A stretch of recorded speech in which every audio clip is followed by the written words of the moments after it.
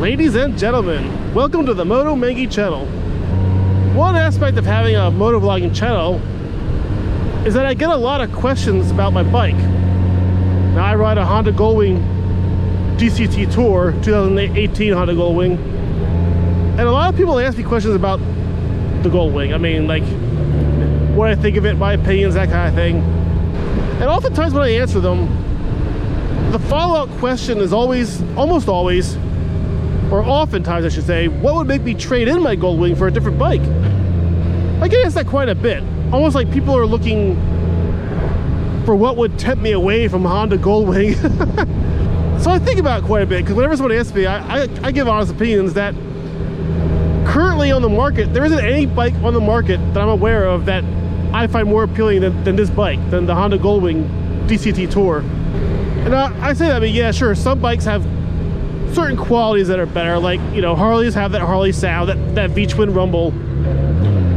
My Honda Goldwing is never gonna have that, and I do love the way Harleys ride, you know, so.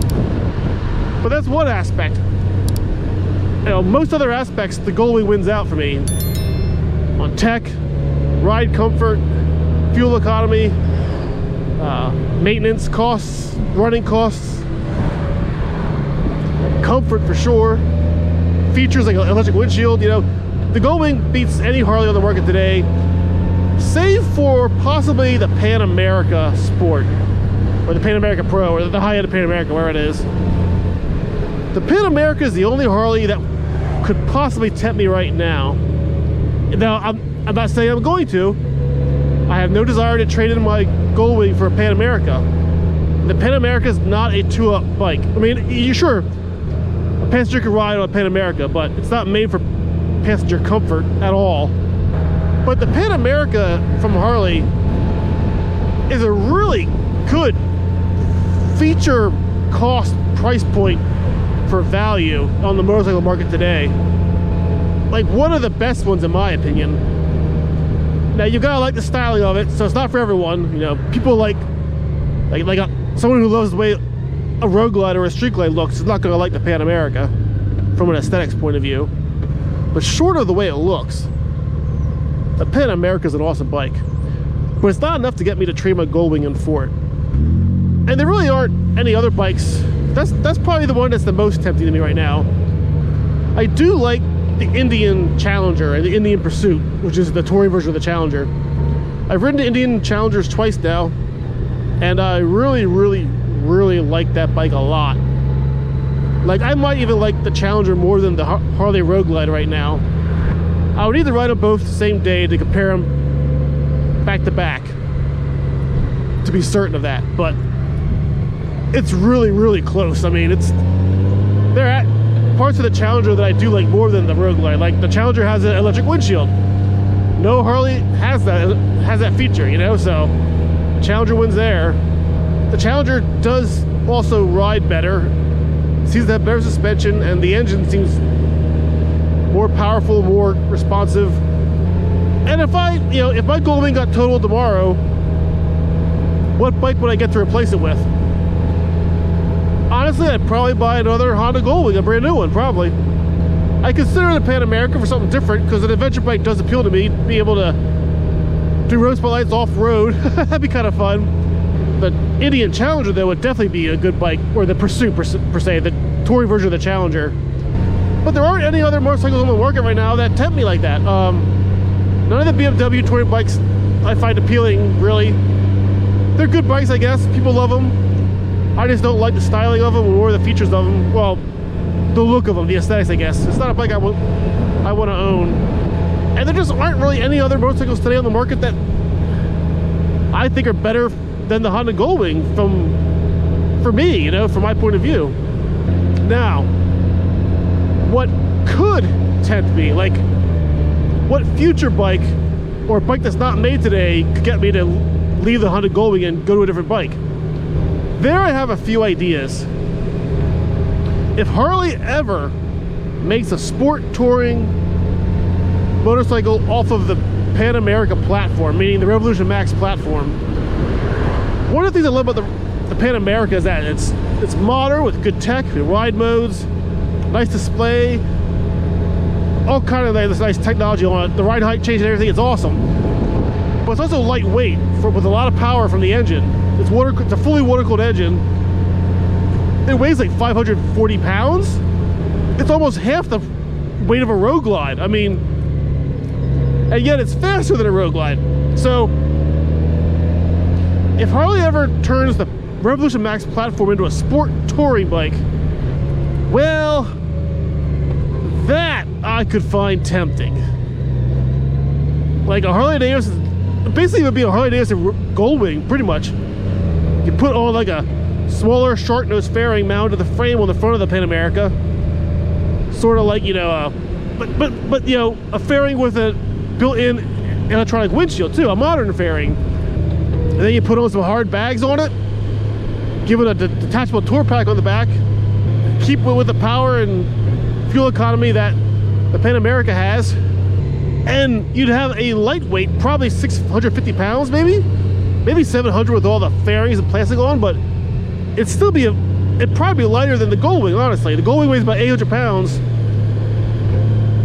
A sport touring chassis, a sport touring bike on the Pan America frame would probably be lighter than a Goldwing by a good margin. And I don't know why Harley hasn't done that yet, because it seems like an obvious decision. I have a feeling Harley is afraid to do it because it might steal sales of the higher price, higher margin Road Glides and Street Glides, probably. That's my hunch on why we haven't seen a Rev Max sport touring bike yet from Harley. Because it's been a couple years now for the Pan America, and the only other bike on that platform is the Nightster, the Sportster style bike. And I guess that there's a Nightster, or there's a Sportster S or whatever too, but the two Sportster models, I think they're afraid to do it. But if they made a sport touring Harley, lightweight modern sport touring Harley based like the Pan America but with fairings, that could tempt me, because I really like the way the Pan America rides. I love the seat on it, I love just the feel of the chassis, I love the engine. So that could tempt me. If Harley made that and knocked it out of the park, I can see myself possibly going back to Harley for that. That could do it. The only other bike I can think of that might tempt me from my Goldwing, and this is far into the future because currently there's no bike even close to this, but if some manufacturer made an electric touring motorcycle with two qualities: one, good range, meaning 250 miles per charge minimum, and that's cruising highway speed, I mean minimum range. That's one. Two, it must charge on the Tesla supercharging network, because part of the problem with electric motorcycles now is finding chargers to charge them at.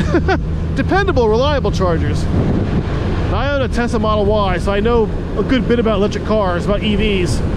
And the Tesla charging network is the best network in the world for charging EVs at. There's a lot of them all over the place. They're reliable, they're almost always up, something like 99.5% uptime.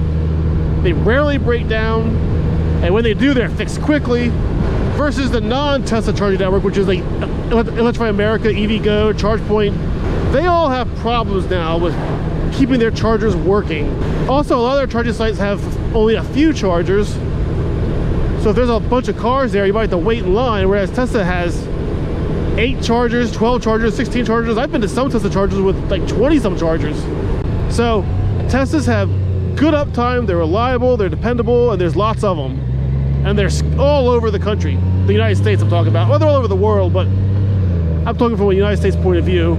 So if an electric motorcycle came out that had good range, was a touring bike, you know, with comfort and fairings and saddlebags and stuff, but like a sport touring bike, lightweight, efficient, good range, and charge on the Tesla network, meaning the NACS standard, the NAC standard for the plug.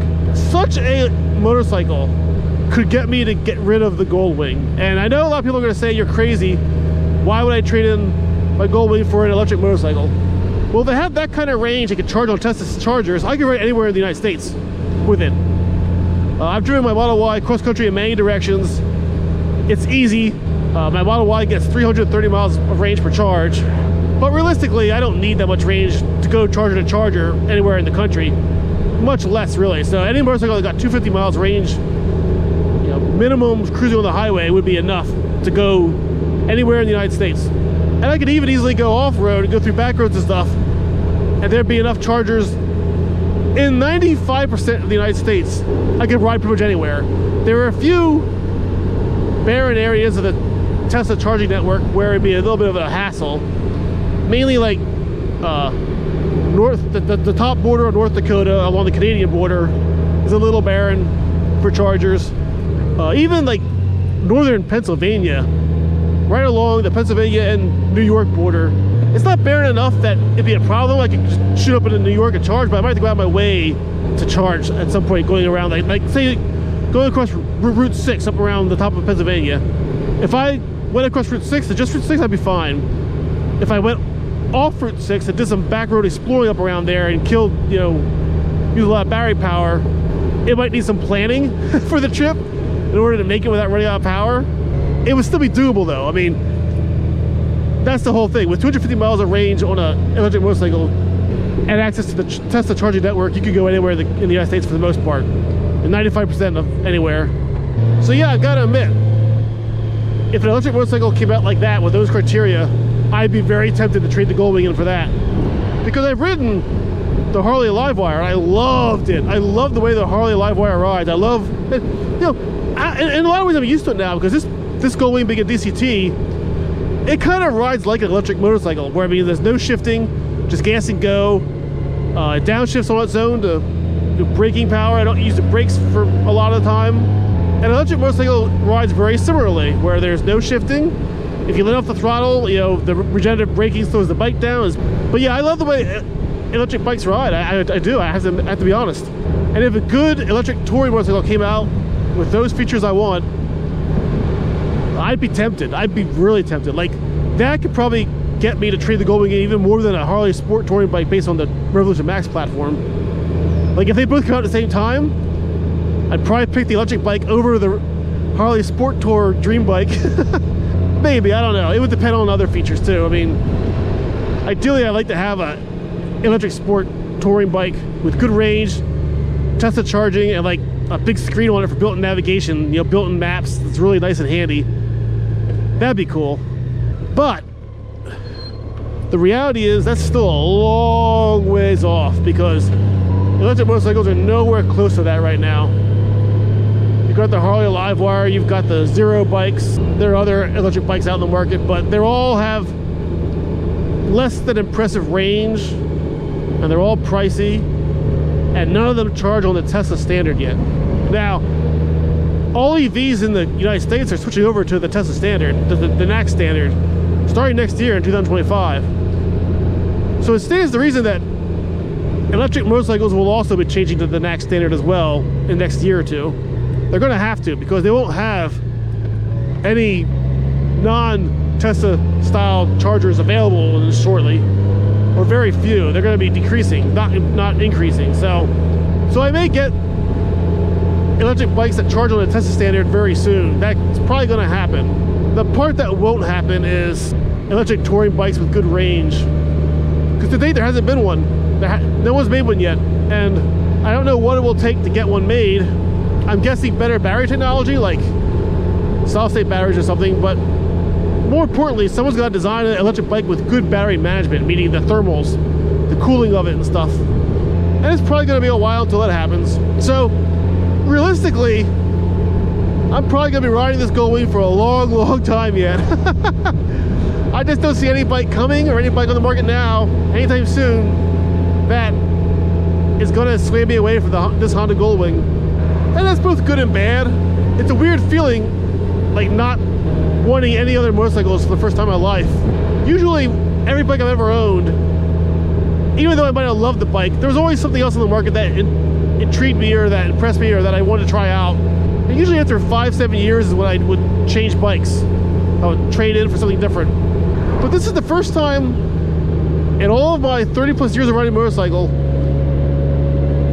that I'm not feeling that desire at all. There's no temptation for me to look at other bikes now, or to trade mine in for anything.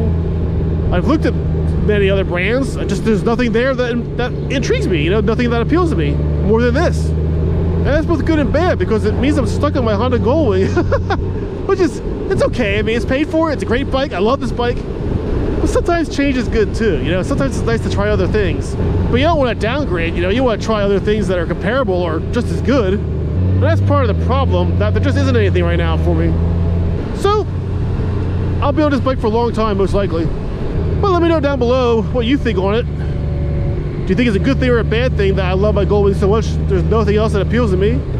If you have any other suggestions for motorcycles I should look at to replace my Goldwing with, something I've missed maybe, or something you think is comparable or even better, let me know down below. Because I'm not against the idea of trading my Goldwing in. I just right now have no desire or no bikes in mind that seem worth it to me. On that note, thanks for watching, thanks for riding along. Thanks for listening to me ramble for, wow, 20 minutes, really? Okay, I'll be cutting this video down. That's too long for, I don't know what I was talking about, but I talked too long on something. Well, I'm signing off now before, you know, I run out of battery, so take care, ride safe, see you next time.